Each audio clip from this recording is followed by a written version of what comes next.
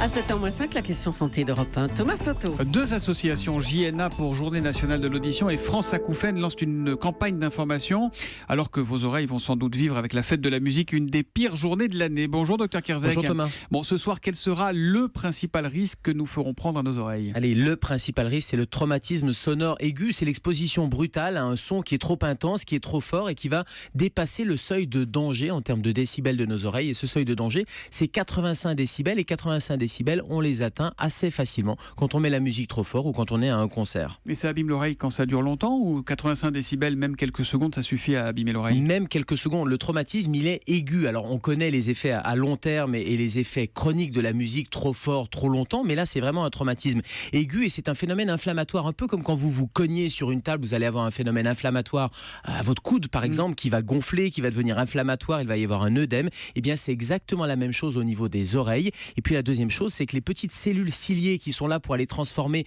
la pression et le son en signal neurologique, les petits poils, là, c'est ça. Oui, ce sont les petits poils, les cellules ciliées à l'intérieur de l'oreille, eh bien, elles vont être endommagées et elles vont être endommagées de manière irréversible. Bon, cela dit, un peu de repos auditif et le gros des problèmes disparaît. On a tous eu des boum boum boum dans l'oreille après un concert et puis ça disparaît. Alors, il y a les boum boum boum, on va en parler, mais il y a surtout cette perte d'audition, oui, ou des sifflements, ce qu'on appelle les acouphènes. Mais cette perte d'audition, elle peut être brutale et là, il faut vraiment consulter parce qu'il faut mettre des médicaments anti-inflammatoires. C'est un phénomène inflammatoire. Donc, quand vous avez une perte d'audition, et ça peut être brutal, ça peut être le soir même ou le lendemain, il faut consulter. Donc, il faut s'inquiéter très vite, la célérité compte aussi? Oui, la rapidité d'instauration du traitement par des corticoïdes, notamment par des anti-inflammatoires. Donc, c'est vraiment une urgence. Il faut aller voir un médecin et éventuellement un ORL, un spécialiste qui va pouvoir quantifier et surtout rendre un peu réversible ce phénomène inflammatoire.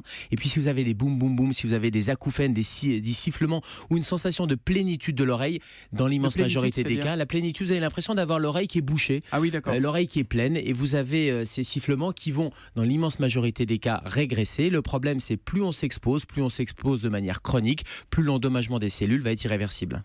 Pour finir, quels sont les 2 ou 3 conseils pour ne pas finir sourd comme Beethoven, mais le talent en moins cette journée de la musique? Allez, 3 gestes. 1, on mesure le volume sonore et on a des petites applications sur nos smartphones qui permettent de repérer ce seuil de danger. Deuxièmement, on va protéger ses oreilles. Alors, il y a les boules qui mais enfin, c'est pas très agréable. En revanche, il y a des bouchons protecteurs. Et troisièmement, on fait des pauses auditives. Le silence, tout ça, ça c'est bien. Le silence, on va s'extraire, on va dans un endroit calme pendant quelques minutes. Des conseils que vous retrouvez sur le site journée-audition.org. Le tweet Fayot du jour, il est pour Baya Jones. Je prends soin de mes oreilles, j'écoute Gérald Kerzek sur Europe 1. Gérald qui revient demain à 7h-5. À demain.